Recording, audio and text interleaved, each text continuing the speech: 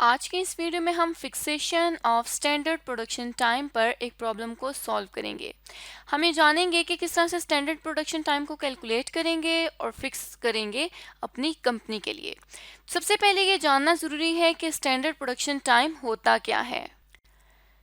तो अगर standard production time के बारे में जानें तो एक स्पेसिफिक टास्क को परफॉर्म करने के लिए नॉर्मल कंडीशंस में एक एवरेज वर्कर को जितना वक्त दरकार होता है उस वक्त को हम कहते हैं कि ये स्टैंडर्ड प्रोडक्शन टाइम है।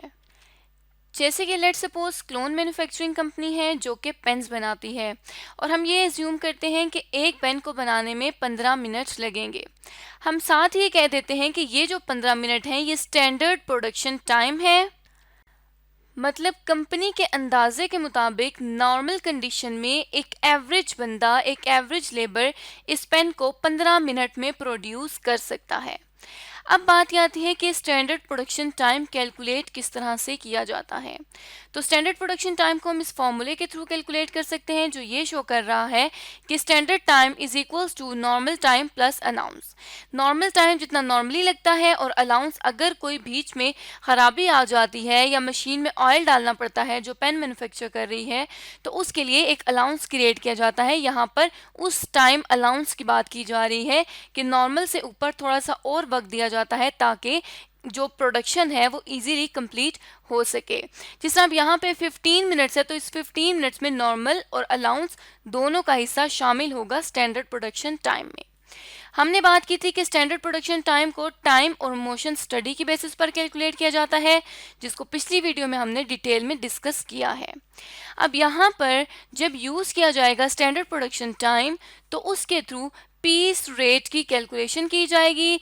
पीस रेट में हमने पढ़ा था कि कंपनी अपने लेबर को यूनिट ऑफ आउटपुट की बेसिस पर पेमेंट करती है, मतलब जितनी वो यूनिट्स बनाएगा उतनी उसको पेमेंट की जाएगी। अब इन्हीं सारे कंसेप्ट की बेसिस पर अगर हम अपनी प्रॉब्लम पर चलें तो प्रॉब्लम है अली इंडस्ट्रीज़ की जिसके लिए हमने कैलकुलेट करना है स्टैंडर्ड प्रोडक्शन टाइम और पीस रेट जिसकी हमने अभी पीछे बात की थी। रेट ऑफ वन कैपेसिटर, एक कैपेसिटर का हमने रेट फाइंड करना है। यहाँ से अली इंडस्ट्रीज़ का डेटा पढ़ना स्टार्ट करते हैं।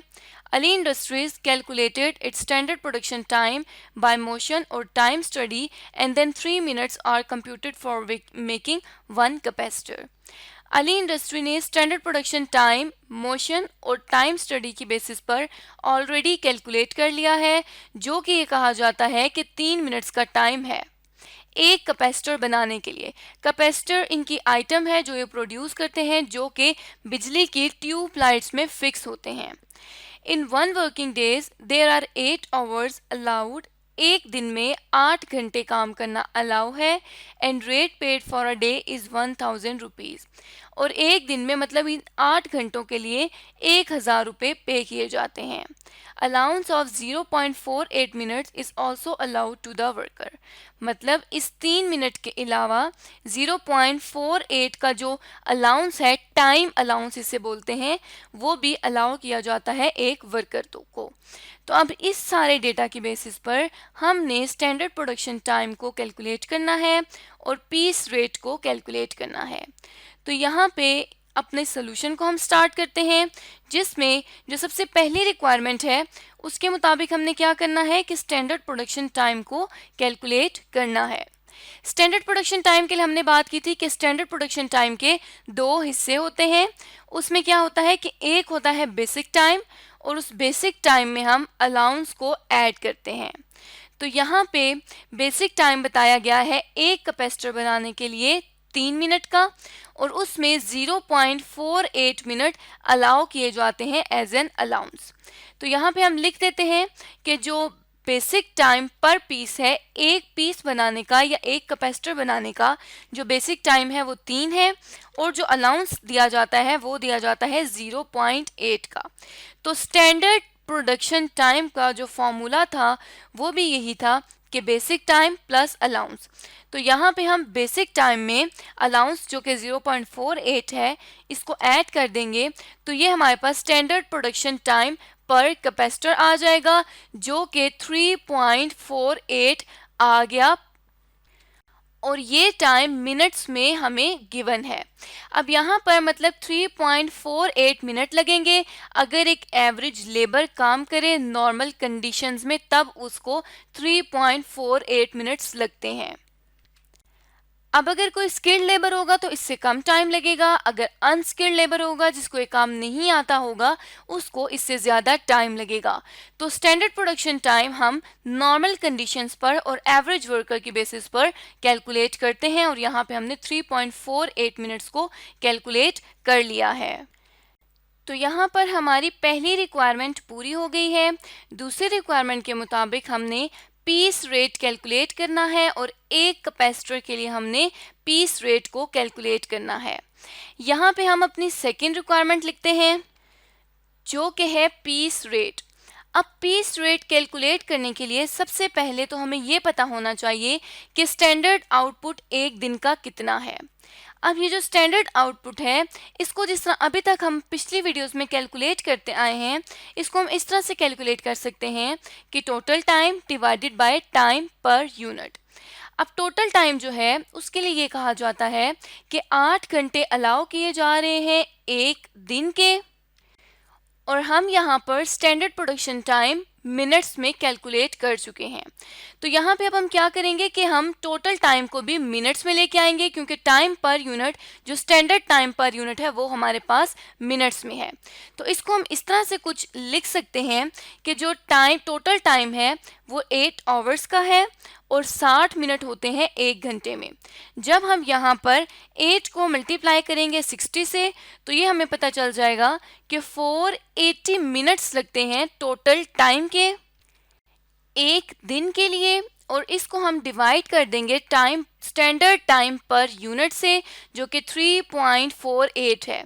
अब हम इसको स्टैंडर्ड टाइम पर यूनिट से क्यों कैलकुलेट कर रहे हैं, क्योंकि हमें स्टैंडर्ड आउटपुट पर डे चाहिए। तो यहाँ पे हम जब हम 480 को डिवाइड करेंगे 3.48 से तो ये हमारे पास आ जाएगा स्टैंडर्ड आउटपुट 138 कैपेसिटर्स का। मतलब इन 8 घंटों में कंपनी का जो वर्कर है वो 138 कैपेसिटर्स बनाता है। अब यहाँ पे हमें ये पता चल गया कि जो स्टैंडर्ड आउटपुट है वो एक दिन का 138 कैपेसिटर्स है। अब हम इस स्टैंडर्ड आउटपुट के ज़रिए रेट पर कैपेसिटर को कैलकुलेट कर सकते हैं। तो यहाँ पे अब हम रेट पर कैपेसिटर को कैलकुलेट करेंगे।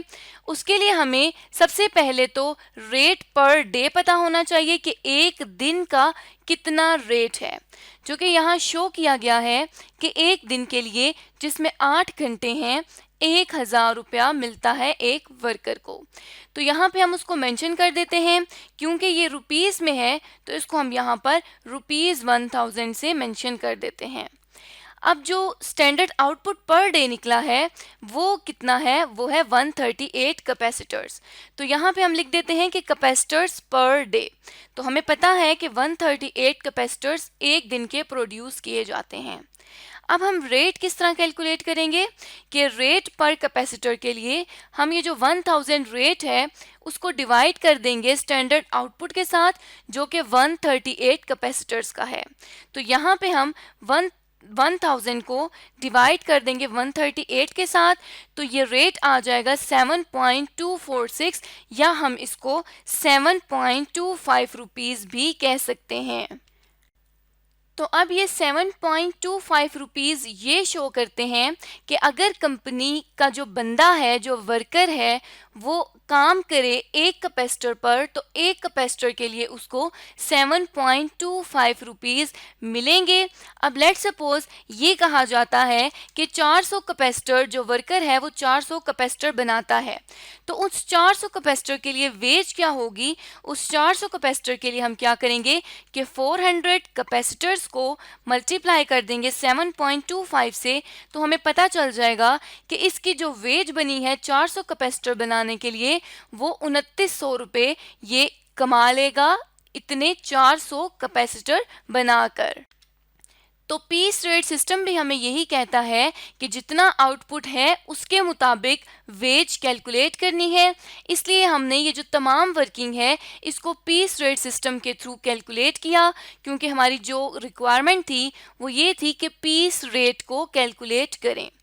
तो इस तरह से आज की इस वीडियो में हमने ये सीखा कि किस तरह से कोई भी ऑर्गेनाइजेशन स्टैंडर्ड प्रोडक्शन टाइम को फिक्स कर सकती है, और हमने अपनी कंपनी के लिए स्टैंडर्ड प्रोडक्शन टाइम कैलकुलेट किया, और उसके अलावा इस स्टैंडर्ड प्रोडक्शन टाइम को इस्तेमाल करके पीस रेट कैलकुलेट किया अली इंडस्ट्रीज़ के लिए।